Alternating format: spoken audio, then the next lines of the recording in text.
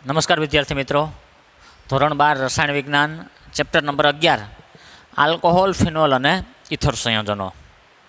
તો શરૂઆતના લેક્ચરની અંદર આપણે પ્રસ્તાવનાની વાત કરી હતી કે આલ્કોહોલ સંયોજન કોને કહેવાય, ફિનોલ કોને કહેવાય, ઇથર કોને કહેવાય. બરાબર. હવે ત્યાર પછી આજે આપણે આલ્કોહોલ, ફિનોલ અને ઇથર સંયોજનોનું વર્ગીકરણ જે છે એની વાત કરવી છે. હેલો આલ્કેન ને હેલોએરિનમાં જેમ આપણે વર્ગીકરણ કર્યું હતું, હેલો આલ્કેન ને હેલોએરિનનું સેમ વર્ગીકરણ છે, એ જ રીતનું વર્ગીકરણ છે. બરાબર. એ વર્ગીકરણ આપણને આવડે એટલે આવડે, એમાં કાંઈ બીજું નવું છે નહીં. તો વર્ગીકરણમાં સૌપ્રથમ જો આલ્કોહોલના વર્ગીકરણની વાત કરવામાં આવે, આલ્કોહોલનું વર્ગીકરણ, તો આલ્કોહોલના વર્ગીકરણમાં સૌપ્રથમ OH સમૂહોની સંખ્યાના આધારે વર્ગીકરણ કરવાની વાત કરશે. કોના આધારે વર્ગીકરણ કરવાની વાત કરવાની છે આપણે? OH સમૂહની સંખ્યાના આધારે, કે ભાઈ OH સમૂહની સંખ્યા કેટલી છે.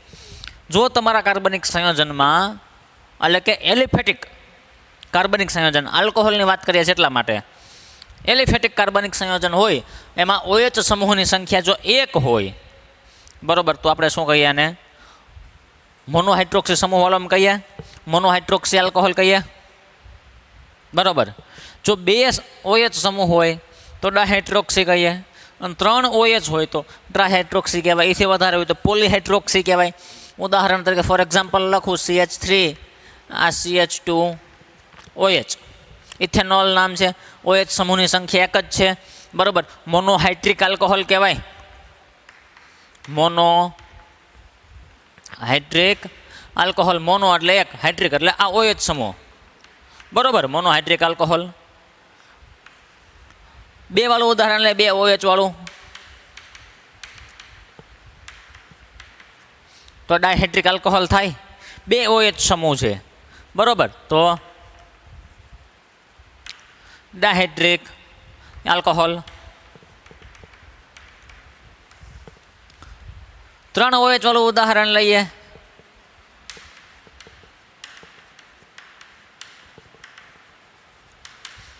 તો 3 OH સમૂહ જોડાયેલા છે તમારા કાર્બનિક સંયોજનમાં.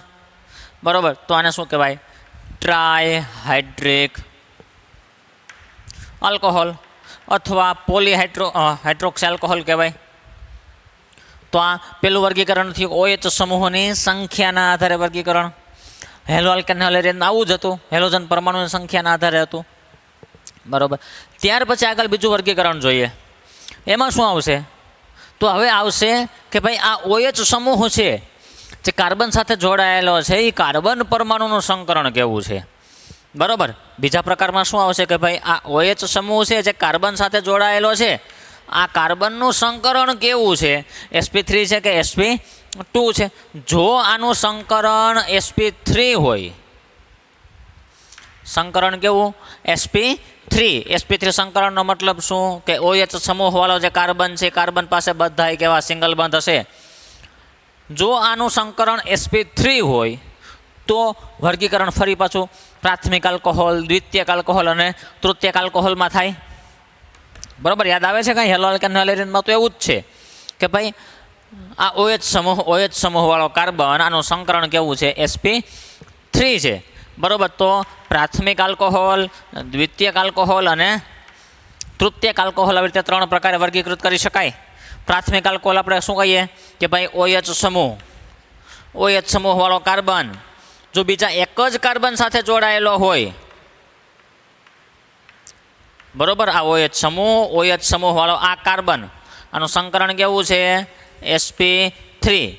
આ કાર્બન બીજા એક જ કાર્બન સાથે જો જોડાયેલો હોય તો આપણે શું કહીએ આને? પ્રાથમિક આલ્કોહોલ એમ કહીએ. પ્રાથમિક આલ્કોહોલ કહેવાય. જો OH સમૂહવાળો કાર્બન હોય, સંકરણ sp3 છે, બરાબર, સિંગલ બંધ જ છે બધાય, એનું સંકરણ sp3, પણ એ કાર્બન છે બીજા 2 કાર્બન સાથે જો જોડાયેલો હોય, બરાબર, અહીંયા હાઇડ્રોજન હશે, બીજા 2 કાર્બન સાથે જોડાયેલો હોય તો આપણે શું કહીએ? આ કેવો આલ્કોહોલ છે? દ્વિતીયક આલ્કોહોલ કહેવાય. OH સમૂહવાળો આ કાર્બન, આનું સંકરણ sp3 છે, પણ બીજા 2 કાર્બન સાથે જોડાયેલો છે, એટલા માટે દ્વિતીયક આલ્કોહોલ. અને તૃતીયક આલ્કોહોલમાં કે ભાઈ OH સમૂહવાળો કાર્બન, બરાબર, આનું સંકરણ sp3 sp3 સંકરણ છે, બીજા 3 કાર્બન સાથે ત્રણેય જગ્યા ઉપર કાર્બન હોય તો આને શું કહેવાય?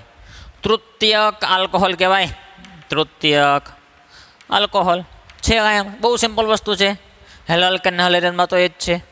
બરોબર. OH સમૂહ ધરાવતો કાર્બનનું સંકરણ જો sp3 હોય તો પ્રાથમિક, દ્વિતીયક અને તૃતીયક આલ્કોહોલ.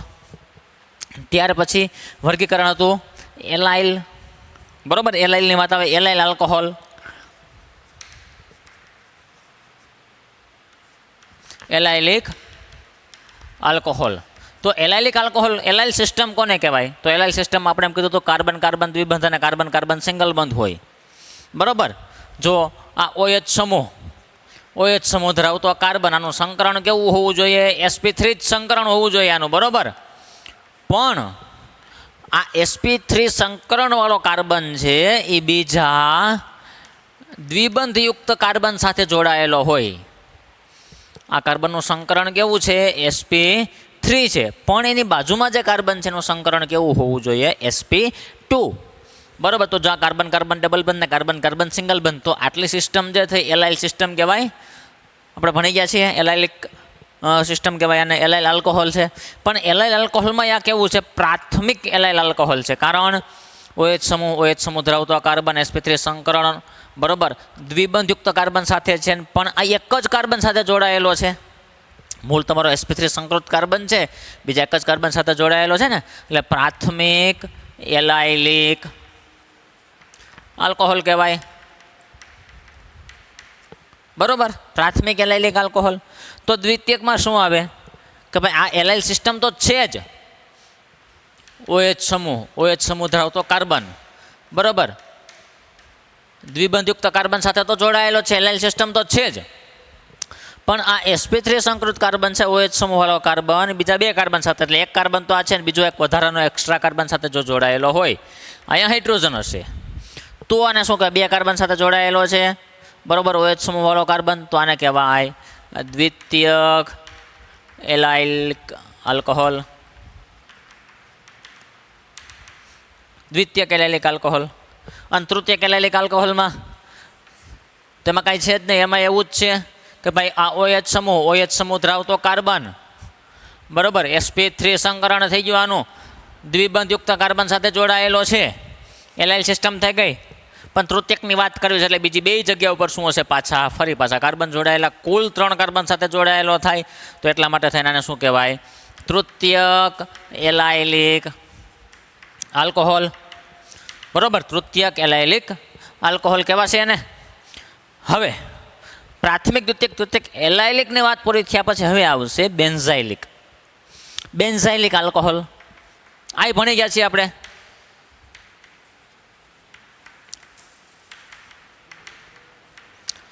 Benzylic alcohol. તો બેન્ઝાઇલિક આલ્કોહોલમાં શું? તો કે ભાઈ OH સમૂહ ધરાવતો કાર્બન, sp3 સંકરણ છે અને એ કાર્બન સીધો બેન્ઝીન ચક્ર સાથે જોડાયેલો હોય તો આપણે એને એલાઇલિક આલ્કોહોલ કહીએ છીએ. બેન્ઝાઇલિક આલ્કોહોલ કહીએ કે ભાઈ આ OH સમૂહ ધરાવતો કાર્બન, આનું સંકરણ તો sp3 જ છે, sp3 સંકરણ, બરોબર. અને આ કાર્બન સીધો હવે બેન્ઝીન ચક્ર સાથે જો જોડાયેલો હોય, બરોબર, તો આ બેન્ઝાઇલિક આલ્કોહોલ કહેવાય. બરોબર. બેન્ઝીન ઉપર આ એક કાર્બન અને એની પછી OH, બેન્ઝાઇલિક આલ્કોહોલ. પણ આ બેન્ઝાઇલિક આલ્કોહોલમાં કેવું થાય? આ પ્રાથમિક જ થાય, કારણ કે અહીંયા બેન્ઝીન ચક્રનો કાર્બન છે, OH સમૂહ ધરાવતો કાર્બન બેન્ઝીન ચક્રના કાર્બન સાથે એક જ કાર્બન સાથે જોડાયેલો છે, એટલા માટે પ્રાથમિક કહેવાય છે. આ 2 જગ્યા ઉપર હાઇડ્રોજન હશે. પ્રાથમિક બેન્ઝાઇલિક આલ્કોહોલ કહેવાય. પ્રાથમિક બેન્ઝાઇલિક આલ્કોહોલ. પછી દ્વિતીયક બેન્ઝાઇલિક આવે. એમાં શું આવે કે ભાઈ સિસ્ટમ તો આ જ થાય, પણ આ 2 હાઇડ્રોજન છે એની બદલે કોઈક જગ્યાએ હજી શું કરી દઈએ? આપણે કાર્બન કરી દઈએ. આ OH સમૂહ ધરાવતો કાર્બન, સંકરણ તો sp3 જ છે. આ sp3 સંકરણ, બરોબર, બેન્ઝીન ચક્ર સાથે જોડાયેલું છે, બેન્ઝાઇલિક આલ્કોહોલ કહી દઈએ આપણે. પણ હવે વધારાનું શું? હજી એક એક્સ્ટ્રા કાર્બન સાથે જોડાયેલો હશે અને આ જગ્યા ઉપર હાઇડ્રોજન. તો જુઓ, OH સમૂહ ધરાવતો કાર્બન, બરાબર, બેન્ઝીન ચક્રના કાર્બન સાથે એટલે બેન્ઝાઇલિક થઈ ગયું. ઉપરાંત વધારાના કાર્બન સાથે કુલ 2 કાર્બન સાથે ડાયરેક્ટ જોડાયેલો છે, તો આને આપણે શું કહેવાય? દ્વિતીયક બેન્ઝાઇલિક આલ્કોહોલ કહેવાય. દ્વિતીયક બેન્ઝાઇલિક આલ્કોહોલ. અને ત્યાર પછી આમાં તૃતીયક બેન્ઝાઇલિક આલ્કોહોલમાં કે ભાઈ આ OH સમૂહ ધરાવતો કાર્બન sp3 સંકરણ બેન્ઝીન ચક્ર સાથે સીધો જોડાયેલો છે, બરોબર. અને ઉપરાંત બીજા 2 કાર્બન સાથે છે, તો કુલ કાર્બન ગણો 3 કાર્બન સાથે જોડાયેલો છે. OH સમૂહ ધરાવતો આ કાર્બન sp3 સંકરણ છે, બીજા 3 કાર્બન સાથે છે, તો એને શું કહેવાય? તૃતીયક બેન્ઝાઇલિક આલ્કોહોલ કહેવાશે. તૃતીયક બેન્ઝાઇલિક આલ્કોહોલ. તો આ તો વાત હજી છે ને થઈ sp3 સંકરણ ધરાવતા કાર્બનની વાત થઈ કે ભાઈ આલ્કોહોલ સંયોજનોમાં OH સમૂહ ધરાવતો કાર્બન sp3 સંકરણ હોય, એનું સંકરણ sp3 હોય, તો પ્રાથમિક દ્વિતીયક તૃતીયકમાં વર્ગીકૃત કર્યું આપણે. પછી એલાઇલિક આલ્કોહોલ, બરોબર, એમાં વર્ગીકૃત કર્યું કે ભાઈ OH સમૂહ ધરાવતો કાર્બન એનું sp3 સંકરણ પણ બાજુમાં કાર્બન છે એનું sp2 સંકરણ હોય. એલાઇલિક આલ્કોહોલ બેન્ઝાઇલિકમાં એવું જ હોય, OH સમૂહ ધરાવતો કાર્બન sp3 સંકરણ હોય પણ એ સીધો જ બેન્ઝીન ચક્ર સાથે જોડાયેલો હોય, તો એને બેન્ઝાઇલિક આલ્કોહોલ કહેવાય. હવે જો કાર્બનનું સંકરણ sp2 હોય તો તેમાં એક જ આપણે ભણવાનું છે વિનાઇલિક આલ્કોહોલ. વિનાઇલ આલ્કોહોલ, તો વિનાઇલ આલ્કોહોલ એટલે શું કે ભાઈ OH સમૂહ ધરાવતો કાર્બન, આ કાર્બનનું જ સંકરણ કેવું હોય? sp2 સંકરણ હોય. કેવું હોય? sp2 સંકરણ હોય એટલે ડબલ બંધ હોવાનો ફરજિયાત હાજર. sp2 સંકરણ તો જ કહેવાય કે ફરજિયાત એક દ્વિબંધ હાજર હોવો જોઈએ. તો આ કાર્બન પાસે જો ધારો કે દ્વિબંધ કરી નાખું હું, તો કાર્બનની સંયોજકતા 1, 2, 3 અને ચોથી સંયોજકતા થયા 4 સંયોજકતા, એટલે આ OH સમૂહ ધરાવતો કાર્બનનું સંકરણ જો sp2 થઈ ગયું, બરાબર. તો આવી જે સિસ્ટમ થાય C ડબલ બંધ C અને OH, તો આને શું કહેવાય આપણે? વિનાઇલ આલ્કોહોલ છે એમ કહેવાય, બરોબર. Vinyl alcohol. તો આમાં કંઈ છે જ ને, બહુ સિમ્પલ વસ્તુ છે. આ આલ્કોહોલની વાત થઈ. હવે આપણે ફિનોલ અને ઇથરની વાત કરવી છે, પણ પહેલાં એટલું જોઈ લ્યો અને ત્યાર પછી આપણે ફરી પાછા આગળ વધીએ.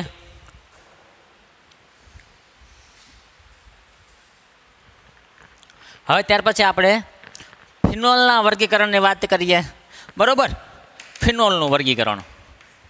તો ફિનોલના વર્ગીકરણમાં ફિનોલ એટલે આપણે શું કીધું હતું કે ભાઈ બેન્ઝીન ચક્ર ઉપર જો OH જોડાયેલો હોય સીધો જ, તો આપણે ફિનોલ કીધું હતું એને.